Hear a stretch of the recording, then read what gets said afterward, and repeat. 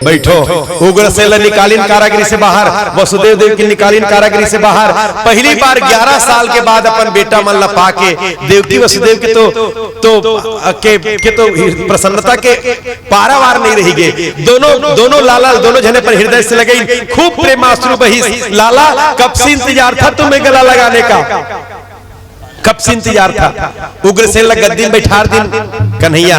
उग्रसेन मना करें, मैं तो वृद्ध हो चुका हूं कन्हैया, आप ही बैठो गद्दी में। पर कन्हैया की यदुवंशियों को श्राप है, वो राजा कभी नहीं बन सकते, आप ही बैठेंगे गद्दी में। और जे बाप लग उग्रसेन ला कंस कारागृह डाल दे से तिल सम्मान के साथ निकाल के कन्हैया गद्दी में विराजमान करें। यही महापुरुष मन के काम है। दुष्ट मन के काम है दैत्य तक हाथ में हथकड़ी लगाना, और महापुरुष मन के काम है हथकड़ी छुड़ा के फुल गद्दी में बिठाना। अब तो गर्गाचार्य महाराज नंद बाबा बताएं कि बाबा क्षमा करना, ये जो दोनों लाला है ना, ये आपके लाला नहीं, ये तो देवकी वसुदेव के लाला है। तब तो नंद बाबा के नेत्र से आंसू बहने लगी। कन्हैया पहुंच गए, हृदय से लग गए कन्हैया नंद बाबा के। बाबा दुनिया वाले कुछ भी कहे, पर मैं तो कल भी कहता था, आज भी कहता हूं, तब भी कहूंगा कि मैं नंद यशोदा का लाला हूं। पर बाबा एक निवेदन आपसे, कंस मर गया तो कंस के जितने मित्र हैं सब हमारे दुश्मन बन चुके हैं। जरासंध, शिशुपाल, जरासंध कंस के ससुर, जरासंध, शिशुपाल, दंतवक्र, पौंड्रिक सब हमारे दुश्मन बन गए हैं बाबा। उनको पता चलेगा कि मैंने इनको मारा है, तो अगर मैं वृंदावन में रहूंगा तो वृंदावन में आक्रमण कर देंगे। ना हमारे पास कोई अस्त्र है ना शस्त्र है। मेरे कारण गोग्वाल बिना कारण के मारे जाएंगे। इसलिए बाबा मेरी मानो, आप ग्वालों को लेकर के वृंदावन जाओ, मैं कुछ दिन रह के वापस वृंदावन आऊंगा। नंद बाबा के प्रेम भी तत्सुखे सुखित्वमिति प्रेम लक्षणम। कन्हैया जिससे तुम्हें सुख मिले मुझे वही करना है। सब ग्वाल माल लेके वापस आ गए। यशोदा मैया इंतजार में बैठे रही है। देखिन कन्हैया के बिना नंद बाबा वापस आए तो नंद बाबा के छाती पीट पीट के पूछने लगी, कैसे बाप हो आप, कैसे पिता हो आप, छोटे छोटे बालकों को असुरों के बीच में छोड़ के ऐसे आ गए। नंद बाबा समझे देवी वो कोई साधारण बालक नहीं है देवी, वो परमात्मा के ही अवतार है, चिंता मत करो। सब बात बताइए। उनके यहाँ आने से शत्रु यहाँ आक्रमण कर देंगे, गोप ग्वाल मारे जाएंगे, इसलिए कन्हैया वहां रुके हैं। उनका हमारे प्रति बहुत प्रेम है देवी, पर मजबूर है कन्हैया, मजबूर है। वो प्रेम छोड़े नहीं है, मजबूरी से हमें छोड़े हैं, वो मजबूरी के कारण छोड़े हैं। अब तो हमें सिर्फ साधना करने उनके मिलन का, और तब से यशोदा मैया के नंद बाबा का साधना आरंभ हो गए। नित्य दर्शन करे की इच्छा, नित्य दर्शन करे की लालसा। ये तरफ देवकी वसुदेव नंद कन्हैया ला, बलदाऊ भैया ला सांदीपनी महाराज के आश्रम में उज्जैन भेजी। वहां सुदामा जी के साथ मित्रता होते, मैत्री होते, और वहां से शिक्षा दीक्षा लेके जब कन्हैया वापस आई ना, तो मथुरा में शांति की अनुभूति कन्हैया ला नहीं हुई।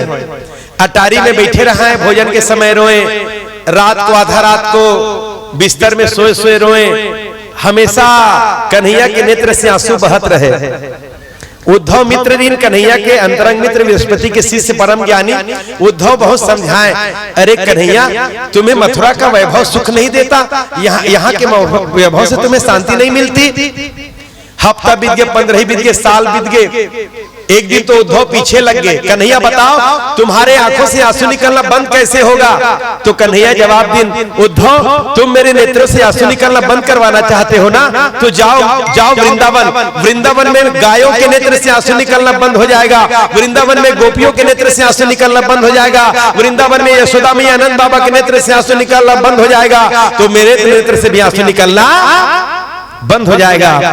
क्योंकि ये मां प्रपद्यन्ते भजाम में हम, जो मुझे जिस भाव से भजते हैं मैं भी उनको उसी भाव से भजता हूं। गोपियां मेरे लिए रोती हैं तो मैं भी गोपियों के लिए रोता हूं।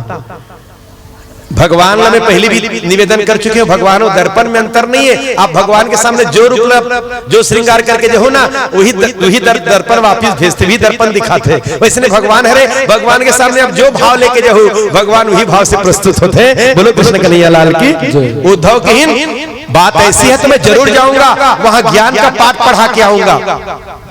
कन्हैया चाहते हैं कि उद्धव भी प्रेमी भक्त बने। ज्ञानी भक्त भगवान ला पसंद नहीं है, भगवान ला तो प्रेमी भक्त पसंद है। भले अनपढ़ हो, भले ज्यादा वेद शास्त्र का ज्ञान ना हो, भले पहनने ओढ़ने में कोई साधारण कपड़ा ही पहने हो, पर भगवान ला भक्त पसंद है, ज्ञानी पसंद। अपन उद्धव जी ला प्रेमी बनाना चाहते हैं, तेकर स्थिति भेजिन वृंदावन, और वृंदावन भी रथ में बैठा के भेजिन, पीला पीताम्बरी उड़ा के भेजिन। पता है अपना जितना बाल सखरी ना सब यमुना किनारे रोज इंतजार करें,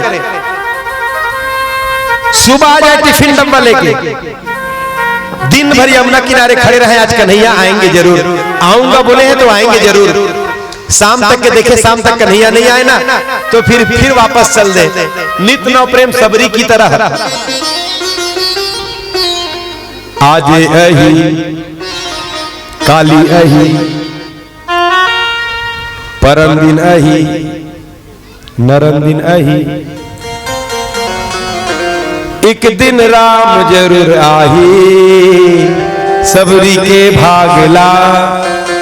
यही प्रेम वो बालक मन के रहा है, वो सखा मन के रहा है। सुबह जाए टिफिन डब्बा लेके और टिफिन डब्बा के टिफिन डब्बा माढ़े रहा है, कन्हैया आएंगे तब खाएंगे, कन्हैया आएंगे तब खाएंगे। शाम तक कन्हैया नहीं आए, टिफिन डब्बा लेके वापस चले जाए। हाँ, अन्न पानी अन्न जल त्याग के वृंदावनवासी मन कन्हैया के दर्शन के लिए तपस्या में रत रही है। जब उद्धव जी के रथ पहुंची थी ना तो सब ग्वाला मन कूद कूद के नाचने लगी। सुख के हाड़ा हो चुके हैं, पर ताकत से कन्हैया आवाज करके कूद कूद के नाचने लगी। पर जब उद्धव रथ से नहीं उतरी ना तो समझ गए ये हमारे कन्हैया, भले पीला वस्त्र धारण किए हैं पर हमारे कन्हैया नहीं है। हमारे कन्हैया होते तो हमसे ज्यादा उत्साहित वो कन्हैया होते हमसे मिलने के लिए। ये हमारे कन्हैया नहीं है। फिर नजदीक तो परिचय होते। उद्धव महाराज पहुंचे नंद महल में। नंद वृंदावन में पूछिन कि नंद का महल कहां पर है, तो वृंदावन वासी ने बताई नहीं, नदिया जहां से निकल रही है, जिस घर से ये जल बह रही है वही घर नंद यशोदा का घर है। मतलब आंसू के नदिया नंद महल से निकलत रही से, आंसू के नदी, वो प्रेम भगवान के प्रति। ओह